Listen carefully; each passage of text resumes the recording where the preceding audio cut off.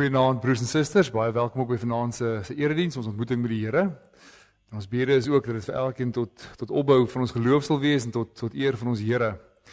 Net vanaand 2 afkondigings, vir die wat aanlyn is en dalk inluister en vir die studente wat hier is, die jong mense.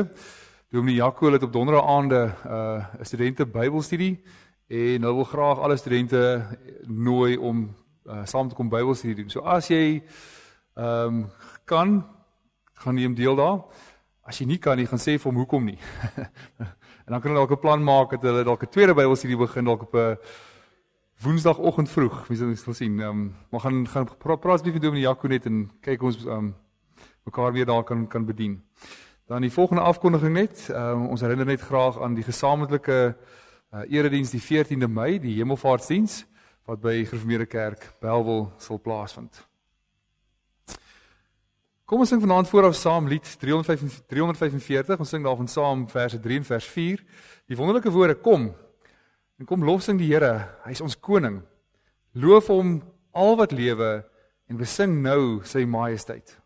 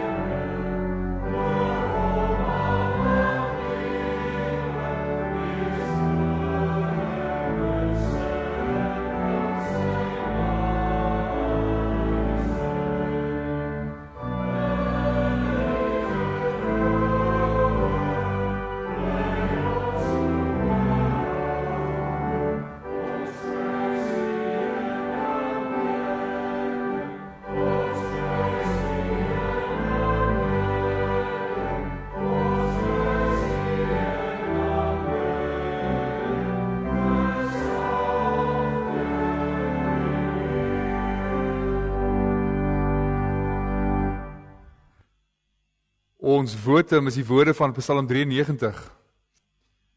Die Here is koning, hy beklee hom met majesteit. Die Here beklee hom, hy omgord hom met krag. Die wêreld staan vas, dit wankel nie. En vas staan u troon van ouds af. U is van altyd af daar. Riviere het gedruis, Here. Riviere het gedruis en riviere het gedreun. Maar hoog bo die geraas van baie waters, hoog bo die golwe van die see, troon die Here in sy koninklike mag. U verordeninge staan baie vas. Heiligheid versier u huis, Here, tot in lengte van dae. Geliefdes, genade, barmhartigheid en vrede vir julle van God ons Vader en ons Here Jesus Christus deur die kragvolle werking van die Heilige Gees. Amen.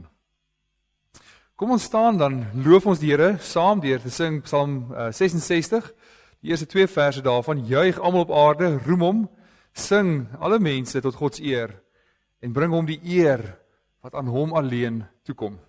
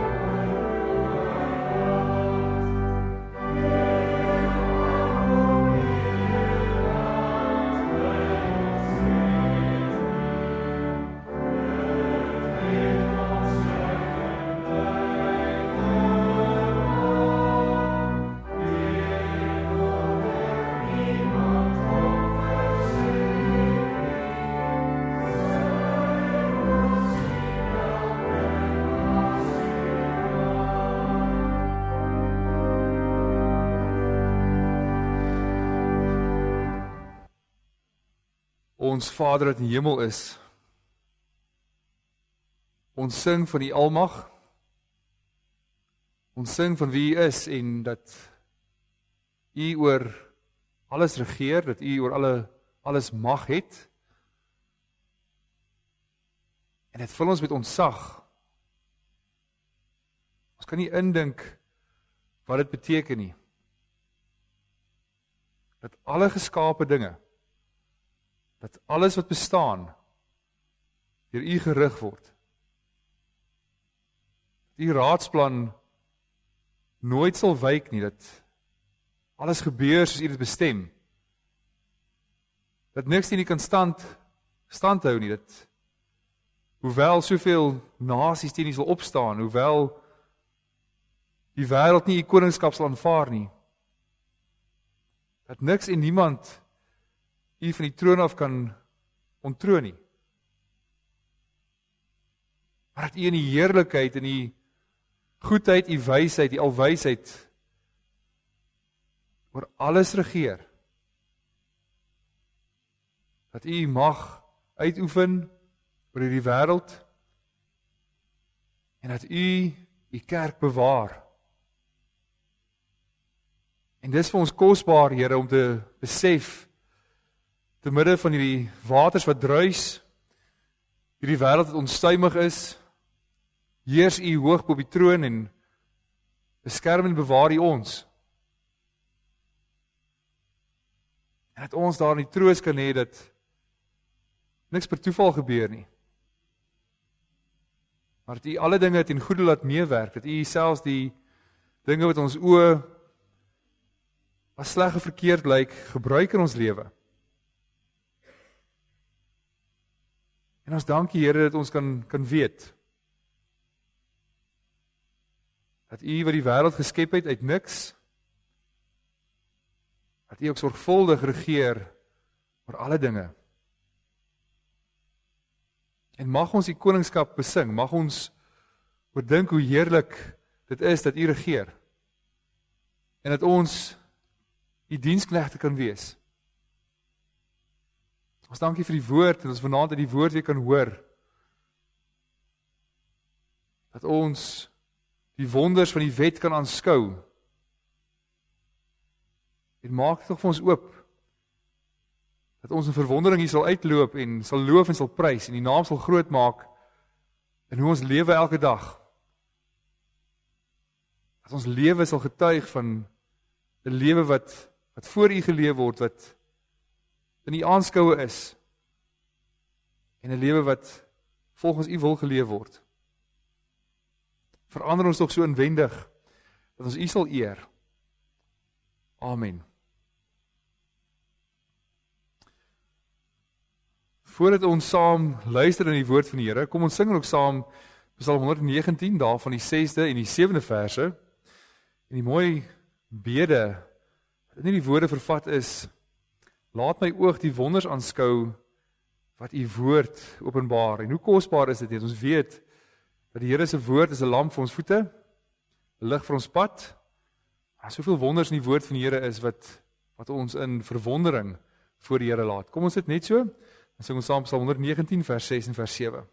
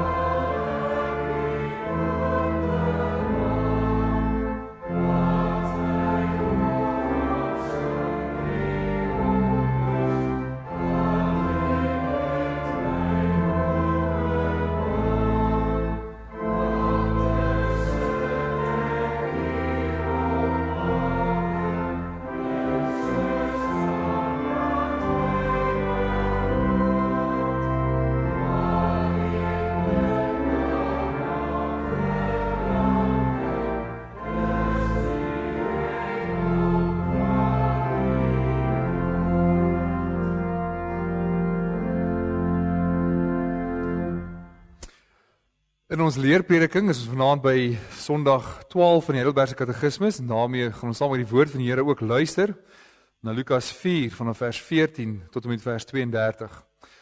Ek gaan eers vir ons die skrifgedeelte voorhou. Lukas 4 vanaf vers 14. Jesus het na Galilea toe teruggegaan, vol van die krag van die Gees. En berigte oor hom het deur die hele omgewing versprei. Hy het die mense in die sinagoges geleer en almal het met lof van hom gepraat. Hy het ook in Nasaret gekom waar hy groot geword het en soos sy gewoonte was, het hy op die Sabbatdag na die sinagoge toe gegaan. Toe hy opstaan uit die skrif voor te lees, is die boek van die profeet Jesaja vir hom aangegee en hy het dit oopgemaak en die plek gekry waar geskrywe staan: Die Gees van die Here is op my, omdat hy my gesalf het om die evangelie aan armes te verkondig. Hy het my gestuur om vrylating vir die gevangenes uit te roep en herstel van gesig vir blindes, om onderdruktes in vryheid uit te stuur, om die genadejaar van die Here aan te kondig.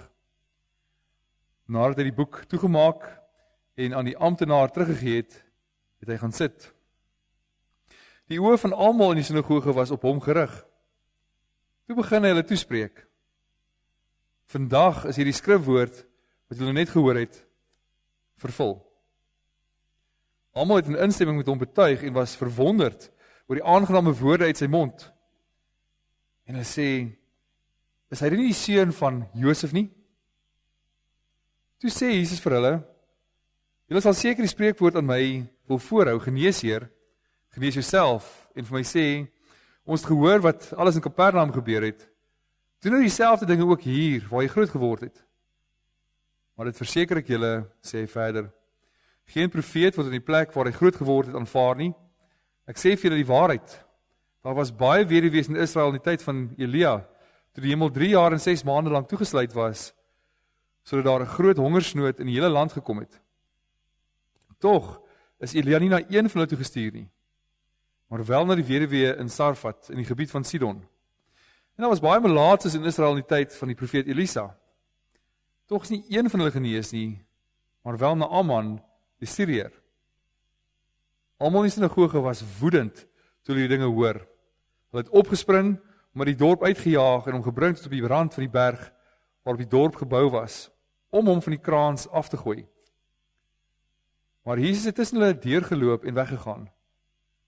Daarna het hy na Kapernaum toe gegaan, in die dorp in Galilea, en die mense gereeld op die Sabbatdag geleer. Hulle was verbaas oor sy leer, want hy het met gesag gepraat. En hiermee saam ook Sondag 12, vraag 31 vra die vraag: Waarom word hy Christus, wat gesalfde beteken, genoem? En die antwoord: Omdat hy deur God die Vader bestem en aangestel en met die Heilige Gees gesalf is, tot ons hoogste profeet en leraar, wat aan ons die verborgde raad en wil van God aangaande ons verlossing ten volle bekend gemaak het. Tot ons enigste hoëpriester, wat ons met die enige offer van sy liggaam verlos het, en met sy voorbidding gedurig deur by die Vader vir ons intree. Tot ons ewige koning, wat ons met sy woord en gees regeer, en ons by die verlossing wat verwerf is, beskerm en bewaar. Dan ook vraag en antwoord 32 wat vra: Waarom word jy 'n Christen genoem? En die antwoord: Omdat ek deur die geloof 'n lid van Christus is en daardeur deel aan sy salwing het, sodat ek sy naam kan bely, myself as 'n lewende dankoffer en hom kan toewy en in hierdie lewe met 'n vrye gewete teen die sonde en die duiwel kan stry en hierna met Christus in ewigheid oor alle skepsels kan regeer.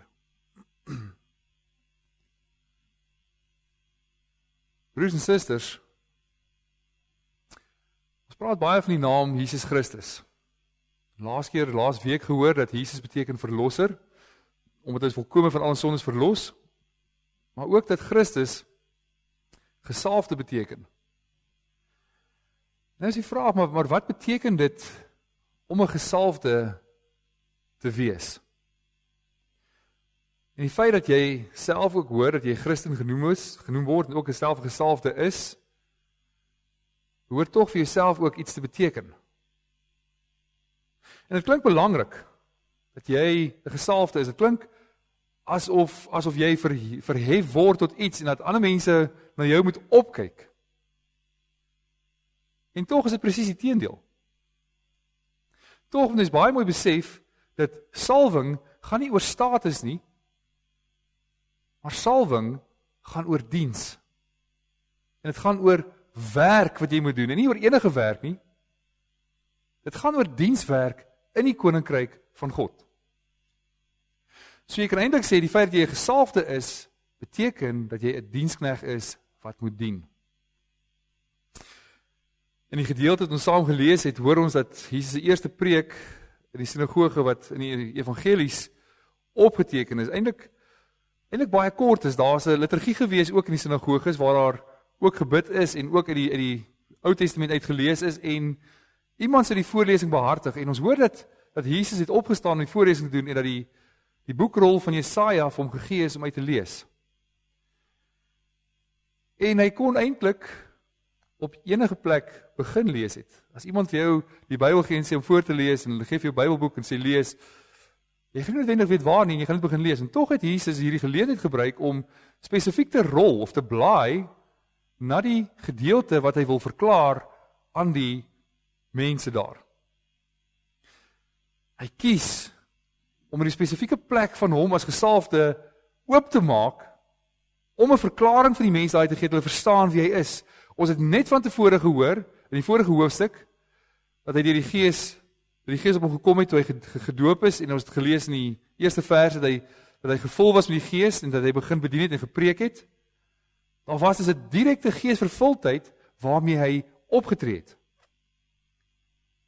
Dan kies hy doelbewus, om uit Jesaja 61 te lees, om juist die lyne vir die mense te trek en sê, maar, dis ek.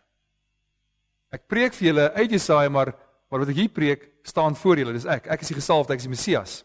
So die naam Christus beteken dieselfde as Messias in die Ou Testament, wat beteken die gesalfde, of die gesalfde van God. Wat hier dui op 'n titel, of iets wat 'n persoon moet doen, eerder as 'n eie naam. Dit dui op sy werk, eerder as die aard of natuur van wat hy is. En lees hy vir hulle, die Gees van die Here is op my, omdat hy my gesalf het om die evangelie aan armes te verkondig. Hy het my gestuur om vrylating vir gevangenes uit te roep en herstel van gesig vir blindes, om onderdruktes in vryheid uit te stuur, om die genade van die Here aan te kondig. Ons hoor is baie duidelik hoe hy vir hulle verklaar, die Gees het op my gekom, hy is Gees vervuld, en hy sê dit net vir hulle, dat hy is gesalf met die Heilige Gees. Maar ook, dat dit vir 'n spesifieke rede is.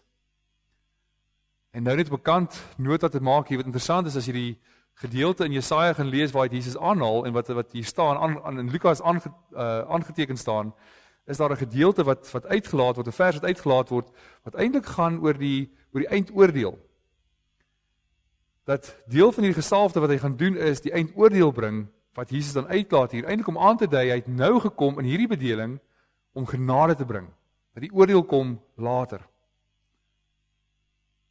En hy sê van die preek, maar vandag is hierdie skrif vervul.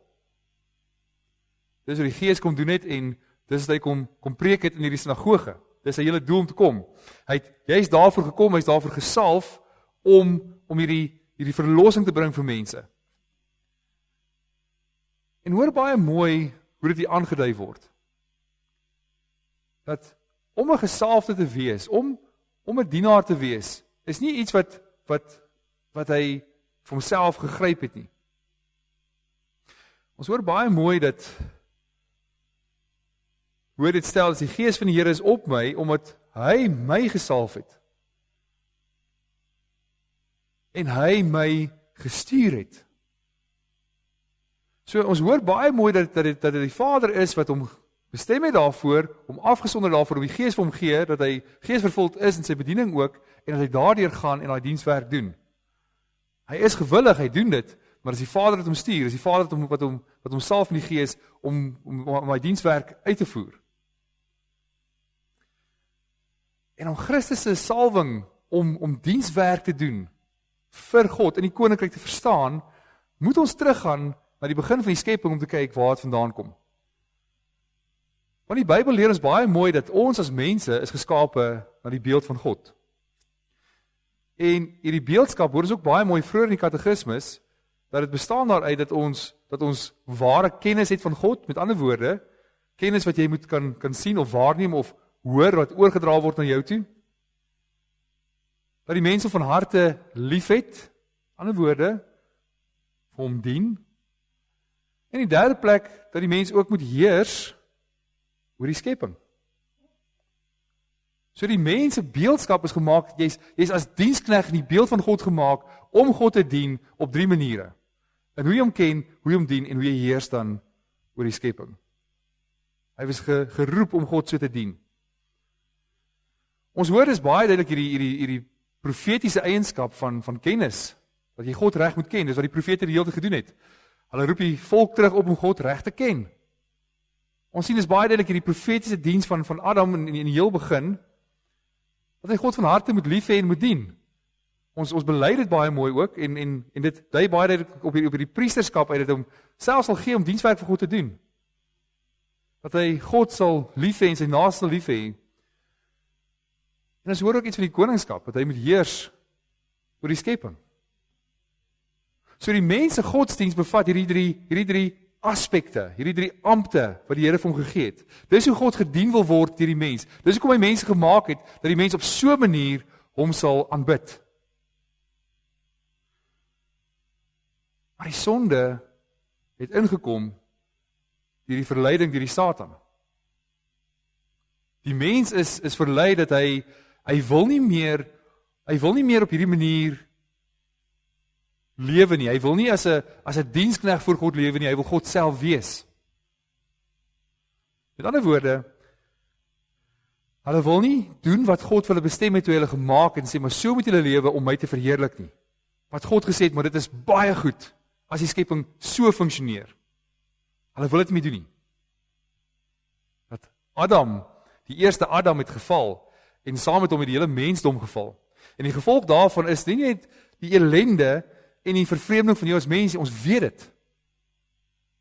Dat met die sondeval is daar skeiding weg van God af, met ander woorde, ewige dood vir ons as mense. Dat ons het nie meer die lewe in God nie. Dis het gebeur met die sondeval. Maar dink bietjie daarna, daar's 'n verdere gevolg in hierdie sondeval. Want God word nie meer gedien soos hy gedien moet word nie. Met die sondeval gebeur dat hierdie beeldskap van God verlore gaan, die mens verwyder, maar dit is sekondêr. Primêr is God wat aanbid moet word op 'n sekere manier verlore. Die mens ken hom nie meer reg nie. Hulle het hom nie van harte lief soos hulle moet lief hê nie. Hulle heers nie meer oor die skepping soos hulle moet heers nie. Alles is gebroke. So die mens word nou van nature geneig om homself lief te hê, om God te haat. Met ander woorde, selfdiens. Dat jy in hierdie amp van ek en myself, dat ek myself sal dien met my hele lewe ingaan. En dan sien ons in die Ou Testament reeds hoe God se plan is om hierdie dienswerk in mense te herstel. Hy sal die herstel bring sonder mense en sy Gees sal werk in mense om hierdie dienswerk te herstel. En daarom sien ons baie tipes, baie skaduwees in die Ou Testament wat heenwys na Christus toe. Die wat geroep is om in 'n amp in die koninkryk van God te beklee, soos dit onder Israel bestaan het, is daarin gesalf as 'n teken daarvan dat hulle deur die Gees bemagtig word om dit te doen. Ons hoor baie mooi in 1 Konings 19 van Elia wat vir Elisa as 'n profeet moet salf. In Eksodus 29 dat daar olie oor Aaron se hoof uitgegiet moet word om so te salf in sy amp as priester. 1 Samuel 16 dat Samuel die horing van olie saamgeneem het en vir Dawid as koning gesalf het. En die Gees van die Here het van daardie dag af oor Dawid vaardig geword. Mens sien as hierdie seremonie van die olie wat kom, en die betekenis dat die Heilige Gees werk in die persoon, dat hy hulle bemagtig om daardie amptswerk, daardie dienswerk te kan doen. Dis is baie duidelik God wat in iemand se lewe werk. Dis hy wat hulle spesifiek kies. Nie een van hulle self gekies nie, dis die Here wat iemand stuur na daardie persoon toe, om hulle te salf, dat hulle kan deel in daai salwing, dat die Gees op hulle, in hulle werk, dat hulle diens kan doen tot eer van die Here. En is merkwaardig, dat elkeen van daardie ampte, is daar, om God te dien. Maar ook, om so uitgeoefen te word, so gedoen te word, so die dienswerk gedoen moet word, dat die mense om hulle ook God moet dien. Dat die konings moes God dien, en die hart van die koning, waar sy hart is, daar sal die volk ook gaan. As die koning afgoed aanbid, dan doen die volk dit ook. So die koning moet letterlik die Here navolg, die Here dien, so die volk dit ook doen. Die priesters wat die offerdiens doen, aan die Here doen. Hulle offer die offerdiere wat die mense bring, hulle doen nie daar dienswerk vir die offers wat mense bring om God te aanbid. En die profete het God se wil verkondig, juis sodat ander mense ook God sal dien. Soos hy gedien wil word. En tog is al daardie ampte in die Ou Testament net skaduwees wat heenwys. Belangrik om te sien dat 'n mens nie uit sy eie uit in staat is om God self te dien nie. Dis baie duidelik dat daar 'n volmaakte dienaar van God moet kom. Dat al die skaduwees moet heenwys na die werklikheid wat Christus is. Die een wat in volle gehoorsaam sal wees in alles van God. Een wat God volmaak sal dien as profeet en priester en koning. En dis Jesus Christus. Hy is die laaste Adam.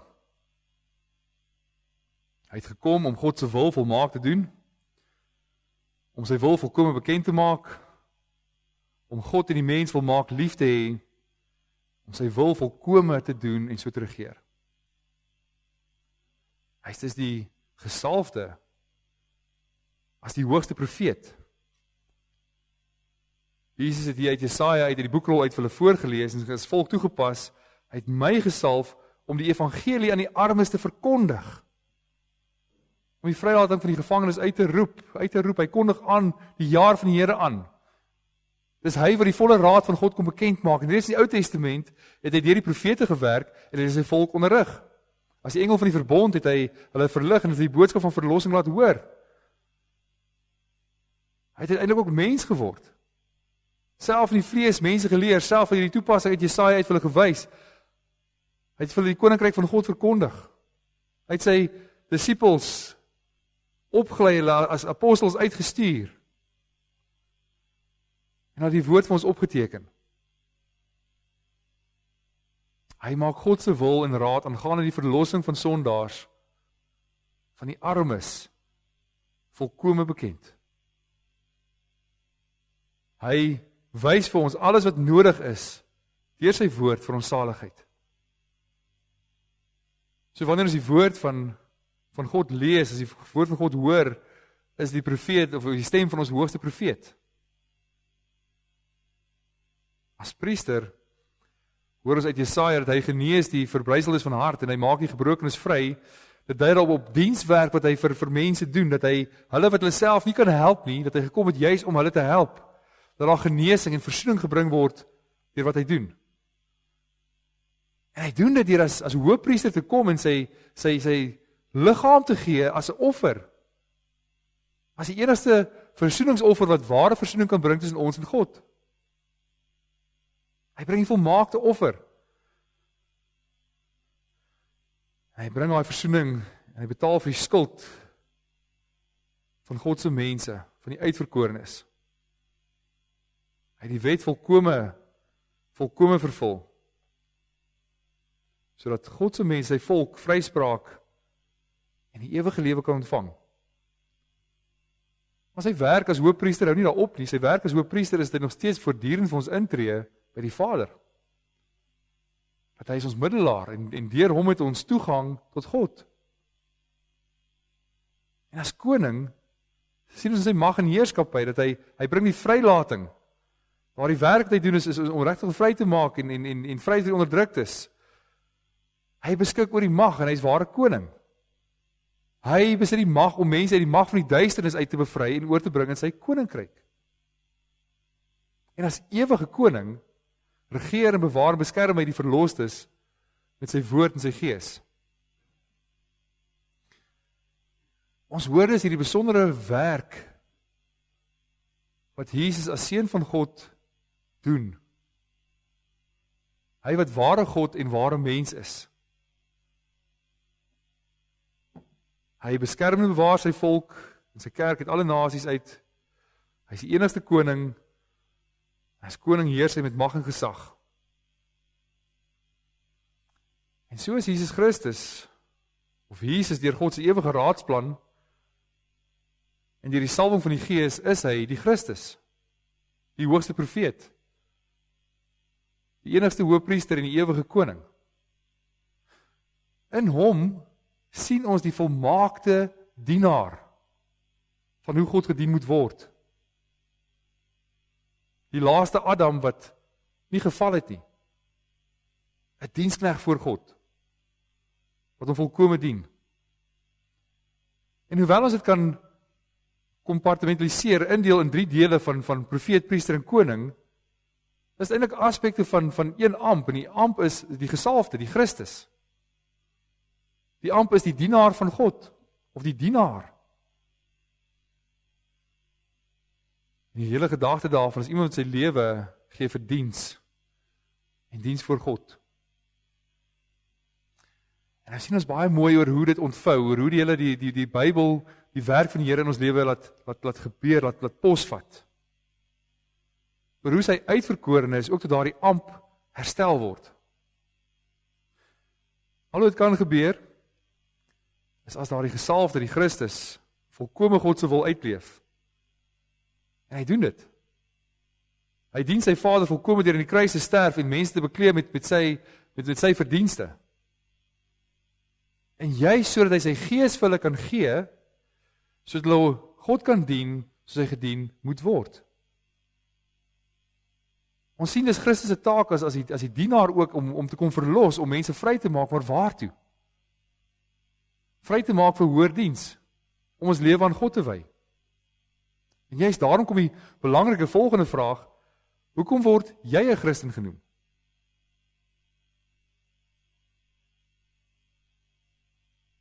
En dink 'n bietjie daaroor na. Dat jou Christenskap is nie iets wat vanselfsprekend is nie. Dat jou deel hê aan Christus se salwing, want wat gebeur is dat ons bely dat Christus sy gees vir ons gee en daardeur het ons deel aan sy salwing, is nie vanselfsprekend nie. Ons kies nie. Net soos enigiemand anders nie gekies het om in 'n ampt te staan, kies ons nie daai ampt nie. Die Here gee dit vir ons. Ons kry deel, ons word deel gemaak van sy liggaam, ons kry deel van daardie salwing. En hoor, is baie mooi, die Bybel, die katekismes, iemand wat deur die Gees met Christus verenig is en deel aan sy salwing, word 'n Christen genoem. So net soos daardie olie van die hoof af druip en oor die hele liggaam kom, net so kry die liggaam deel na die salwing, het ons deel in die Gees wat die Here vir ons gee. Met ander woorde, ons hoof Jesus Christus het die Gees ontvang, en hy gee sy Gees. En daar waar jy die Gees ontvang, wat nie jou werk is nie, daar word jy opgewek. Die Gees laat jou weergebore word. Jy ontvang hierdie geestelike lewe om dienswerk te doen, om te doen waarvoor God jou gemaak het en verlos het. En dis om hom te dien. Ons hoor dis baie mooi duidelik dat jou wedergeboorte, jou salwing, gaan nie oor status oor jouself nie. Dit gaan nie daaroor dat ander mense nie so opkyk nie. Jou wedergeboorte gaan nie daaroor dat ek eendag kan hemel toe gaan nie. Maar jou salwing beteken diens. Dit beteken dat 'n Christen 'n wedergebore gelowige is wat in die ampt van 'n gesalfde staan om Christus te ken, lief te hê en te regeer. En met die Heilige Gees en die woord van God word jy toegerus, ook bekwaam gemaak om te kan doen, om as 'n verloste kind 'n nuwe lewe te leef wat gelei word deur die Gees. Wat die Gees jou wys om te doen, om te leef as 'n kind van God. En aangesien jy deur God bevestig is, staan jy ook vir hom verantwoordelik vir die wyse waarop jy daardie amptswerk uitvoer, daardie Christendom uitleef. En nou is dit so, ongelukkig word die naam Christen net baie keer deur die modder getrek. Mense sal self baie gemaklik 'n Christen noem, net om 'n naam Christen te wees, dat iemand hulle waardesisteem miskien kan ken. Maar hulle doen dit nie vir dienswerk nie. Hulle noem hulle self 'n Christen, maar verroer nie 'n vinger om God te dien met hulle lewe nie. Hierdie misbruik bring groot skade, oneer, lastering teen God se naam. So 'n ware Christen moet aan sy lewe geken word. 'n Ware Christen, hoor ons baie mooi in die katekismes, is 'n profeet wat God se wil ken. Hy ken die wil van Christus en hy bely sy naam. Hy ken hom en hy leef in getrouheid voor hom. Daar is hierdie kennis van wie God is. Hy is ook 'n priester wat God se wil uitleef. Met ander woorde, wat God se wil is bekend vir hom in sy woord. En hy voer dit uit, hy dien sy naaste en hy dien God. En hy is 'n koning wat regeer. En ons hoor baie mooi waaroor dat jy kan stry teen die sonde en teen die duiwel. En dis wat hierdie salwing in jou lewe bring. Dis die herstel wat die laaste Adam in jou lewe gee. Dat God weer gedien word volgens sy wil. Dat gelowiges leef dis om God se wil te ken, sy liefde uit te leef en om te stry teen die sonde. En dit is nie vanselfsprekend dat jy 'n gelowige is nie, dis 'n groot voorreg en 'n groot roeping om 'n Christen te wees. Dat jy 'n gesalfde diensknegt van die lewende God is. Dis nie 'n titel dat mense jy moet eer nie, inteendeel, is 'n roeping waarin Christus jou deur sy gees herstel, sodat jy God kan dien. Laat ons daarom die Here ken, sy naam bely en hom dien met ons hele lewe. Mag elke gelowige wat reeds in die ampt van gelowige bevestig is, ons amptswerk so doen, so getrou uitvoer, dat God daardeur verheerlik word. Amen. Kom ons bid saam. Ons Vader wat in die hemel is, ons dank Here vir die heerlike roeping wat U in ons lewe gee. Ons weet dis nie onsself dat ons U ken nie. Ons weet dis U wat deur die Gees kragtig in ons werk. Ons weet die Gees werk ook in ons om liefde uit te leef. Ons weet die Gees werk ook in ons om te stry teen die sonde. En daarom bid ons dat ons wat deel het in die salwing getrou sal wees, getrou sal bly. En U sal dien sodat U gedien wil word. Mag U naam alleen verheerlik word. Amen. Geliefdes, kom ons staan en sing ons saam Skrifbryming 3:3, ons gaan daarvan saam sing vers 1 en 1 tot 4, dat die Gees van God het op die gesalfde gekom om die goeie nuus te bring. Geplant in God is sy priesters, dienaars, en hulle besing sy roem en sy eer. En daarna ontvang jy die seën, en direk daarna sing ons lied 512 vers 1 tot 3.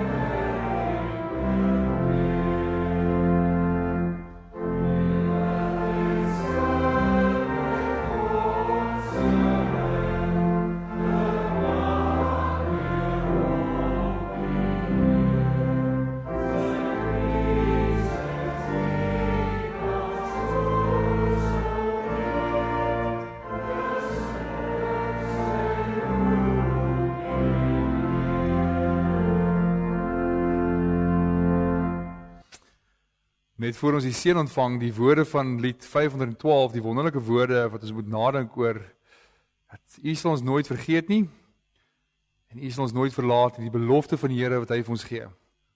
Ontvang die seën van die Here. Die genade van ons Here Jesus Christus en die liefde van God ons Vader en die gemeenskap van die Heilige Gees is en bly by elkeen van u. Amen.